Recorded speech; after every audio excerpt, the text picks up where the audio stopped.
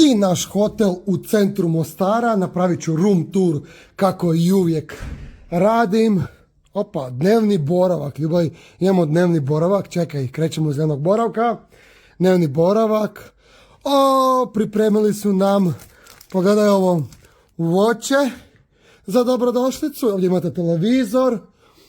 Vidim da je ovdje jedna mala kupaonica i veća kupaonica se nalazi ovdje. Čovječe, ovo je apartman. Spavača soba. Odmaraš ti, ha? Dobro nam došli. Pogledaj, dobili smo Candid Prestige Dessert Collection. Pogled na grad. Wow, da. Šta je ovo? Čekaj. Cool. Šta?